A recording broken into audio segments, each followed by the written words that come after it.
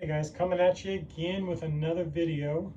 I was going to do one on a firearm I have.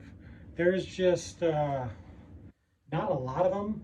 I see videos out there they've done on it, which I think is telling to how many are actually out there. It's an expensive firearm. I bought it back in 2017. It was a Black Friday deal. It was actually Saturday morning, the day after Black Friday, but that's when where I went to buy it was having their deals, and it had this gun had a price tag of right around 5K. I think it was like 4,998 if I remember my notes right that I had written down. And the Black Friday deal was, or Black Saturday, whatever you want to call it, was such a good deal on it. I could not pass it up. I went there with the intention with getting a different firearm, which I also bought that day. But I was the first one in line. I got there like dark 30, just waiting because I wanted to have first dibs at it. And I remember I got up to the counter. Y'all got a number, and you went up to the counter with it, and they asked you what you wanted, and I was like this and this, and then she was like, anything else? I'm like, what else you got? And she's like, I got this one back there. And I was like, oh, what kind of deal on that? And she told me basically I got that thing for 50% off, then 20% off, then 10% off. So you want to say 80%, but it's not. It's not like straight 80. It's 50, then they take 20, then they take, so it goes down. It's a weird thing. But I got it, essentially 80% off. It's probably something like 73, whatever, however you want to do the math. But so basically it was right around 5. I got it for 16. And that gun today sells for, I mean, the price has come down on it, but that normally sells for 3.5 to 4 normally, and if you go on a gun broker. So without further ado, it is my DRD Paratus. It is by DRD Tactical. It's in 308. It is a direct impingement. It's a non-reciprocating charge handle on the left side.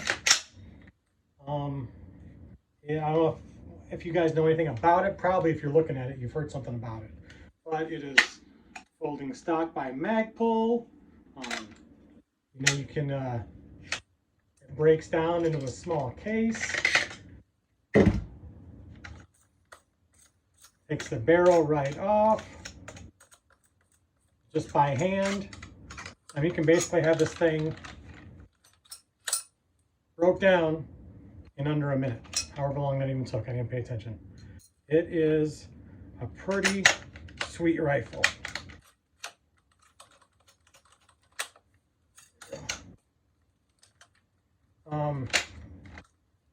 It's a 16-inch barrel. It's heavy. It is a heavy firearm. I think I cross-thread this. Hold on. Not good for the video, but keeping it real, man. I want to push it. Yeah. I want to look right. There we go. Yeah, you just have to hand tighten it down, and you're ready to rock and roll with this thing. It comes with a Geisley trigger, at least. Now this is an older model. I think this, I don't think it's the Paratus 2. I think it's just the Paratus when it first came out. I know they've changed a little bit, so it might be the 2. But for instance, when I bought mine, it did not come with the adjustable gas block. So I had to pick that up myself and took the old one off, put the new one on. So I got a Superlative Arms one. Actually, that's what they all come with now, is the Superlative Arms. So, but I guess back then they didn't offer it. I, of course, have added the Silencero ASR to the end of it, or the brake. And what else have I done to it? Nothing really, other than that. I'm running a Trijicon 1:8 LPVO. I'm not sure what they call these now, maybe the Credo. It's the same thing, but they have little names on them now. But I had before a larger scope on it, and I forget, it was a Leupold, like a Mark IV. And I just had this Trijicon.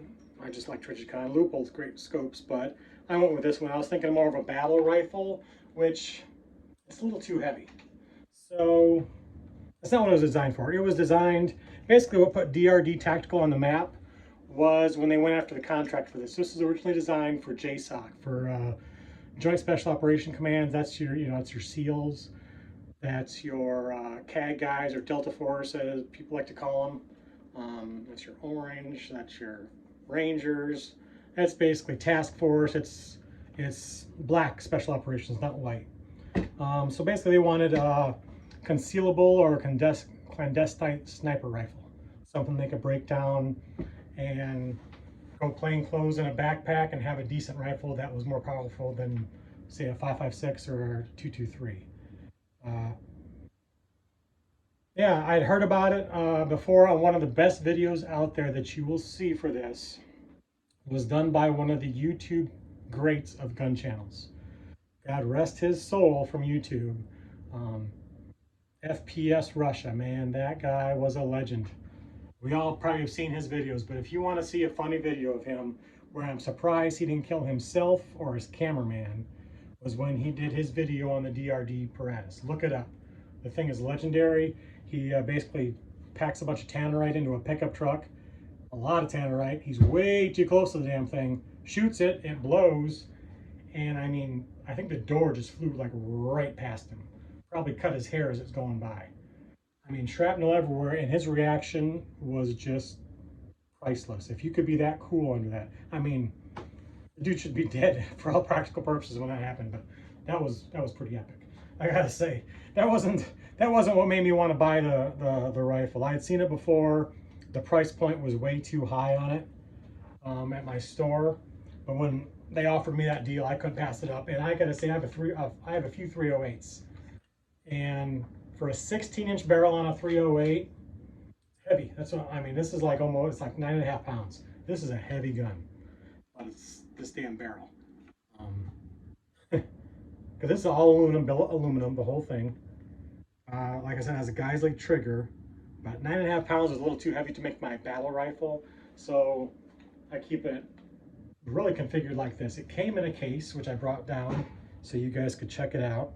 Like I showed you how it was breaking down. It came in this case. Breaks it down and fits right in here.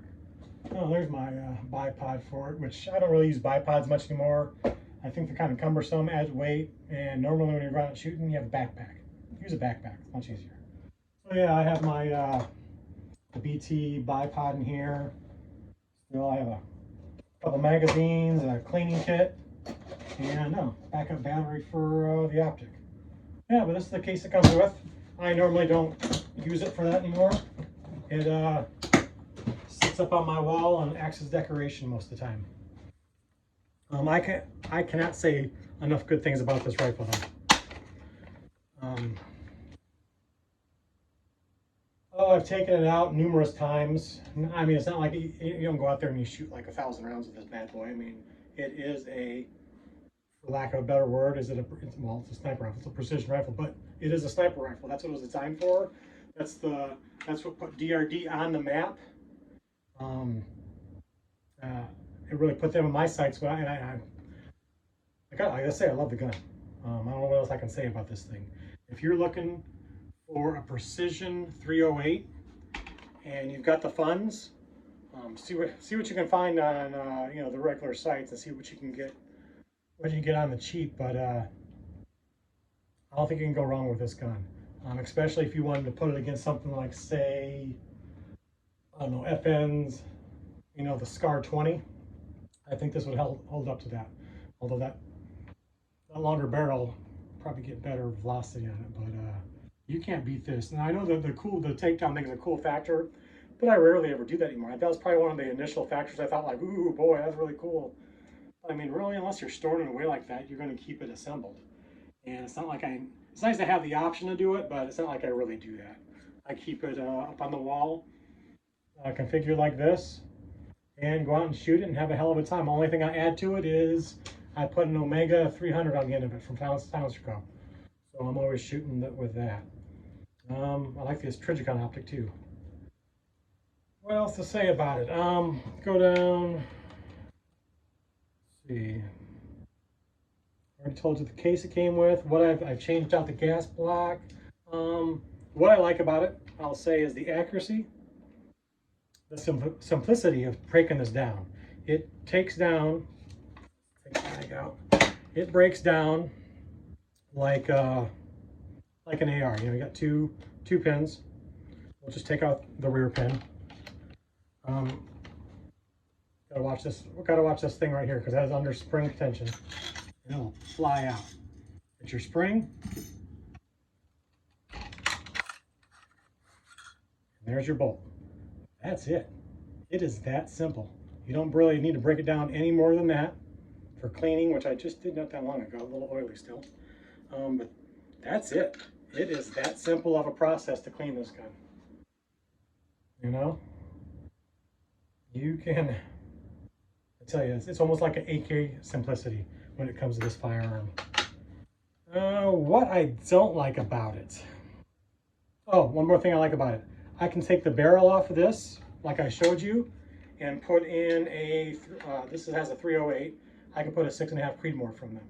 So I could take the 16-inch 308 out of there, and I can put a 20-inch 6.5 Creedmoor in here with nothing else, using everything else the same. Which that's a pretty cool deal when you consider the price of this firearm. It's kind of like my LMT I can do that with.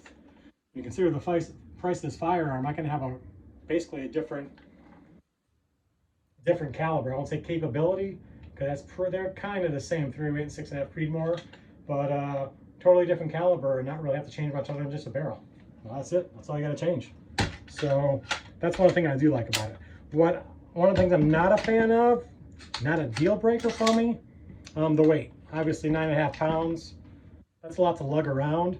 But if you thought the thought process of what the firearm was, this wasn't going on, you know, a 10-mile forced march and engaging the enemy when we get there. This is something that would be broke down and engaged and from a fixed position, not carrying all over around. So when you look at it like that, let's see from that case. When you look at it like that, it makes sense. So you can't really complain about it. I don't like the accessory attachment. It's got, you can see, yeah, you just got places where you screw in. So I have some Magpul rails I put on there, but I don't really use them for much. I think I originally put this one on to put a light, which I don't use. I may in the future, because I am, if you've seen my previous videos, you know my next optic is a thermal I'm going for. And this is the firearm that the thermal will be placed on. So once I get the thermal, I will be taking the LPVO off of this, and this will be a dedicated thermal weapon. I'll just keep it that way at all times. So I could see, actually I don't want to use that rail for anything. There's nothing I'll need it for. So I'll probably end up taking these rails off. Because you just don't need them for anything out here. Other than a sling attachment. And that's it. I mean, I want to keep this video kind of quick and sweet, and it looks like it's already at 13 minutes because I guess I like to talk. So that was one. I hadn't done a gun video for a while, for a few months, and that was one I wanted to talk about because I know there's a few videos out there, but you really can't. I could not beat the price on this gun, and especially for the accuracy, what I got out of it. I mean, of all my 308s I have, and I've got a gorgeous M1A, I've got some AR-10s. You know, I've got a few 308s. If I could only have one of them out of my collection, this would be the one. Not especially because of the breakdown thing. Maybe when I first bought it, that's kind of a cool afterthought. But now it's just for the capabilities I get, the reliability of it, and its accuracy. You just cannot beat that gun. So if you guys get the chance, or if you're in the market for one, you've been looking at it for a while, and go pull the trigger on that. Get a DRD.